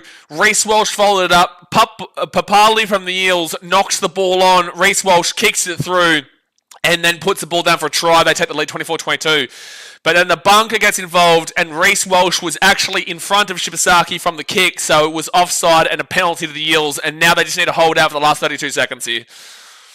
Steve says, can't do anything but laugh. Mate, look at me as a Titans fan. Like, that's exactly the same. I'll have to deal with my shit tomorrow against the Warriors, but that's just how it is, bro. Jay says, oh, how much salt we will see. Typical Mason says, when we were saying Reece Walsh did a lot, he sold. Well, he's had such a 50-50 game. Like, there's been some amazing moments from Reece Walsh, but there's also been some incredibly poor stuff. That one's unlucky. He was just a little bit too overly keen, which he was trying. Because Ezra Mam's been nothing today. Reynolds has done what? But Ben Hunt didn't even see him today. And the Eels will get a big win at Suncorp Stadium. Final score 22-20. His fringe was in front of the kicker. Well, he was definitely in front of the kicker. Like, there's no debate whether he was in front. Like, I guess Roosters fans, Storm fans will be like, well, how Reece Walsh was caught in front of the kicker just then, but Tedesco wasn't last night. But, geez, what a victory there for the Parramatta Eels. So the Broncos now, to go over the ladder, they're in 5th position. The top 4's locked off. Unless the Panthers can do something crazy, the top 4 for me is now completely locked off between the Raiders, the Storm, the Bulldogs, and the Warriors. Especially if the Warriors win tomorrow against the Titans to go up to 32 points, and then the Bulldogs and Storm, they win their... the Bulldogs go up to 34 and whatnot. But the point of the matter is that the top 4 for me is now locked off. The Broncos on 26 points, they have the potential to drop to 8th. Now, the Panthers play the Tigers on Sunday. If the Panthers win, the Panthers will go to 5th. The Broncos go to 6th. Now, Manly Seagulls, they're on plus 60 right now, and 2 points behind the Broncos, who are now plus 78. So, Manly would have to win by 18 points against the Dogs, which I don't know is going to be happening, but the point is that if Manly won by 18 points against the Dogs, the Broncos will drop down into 7th.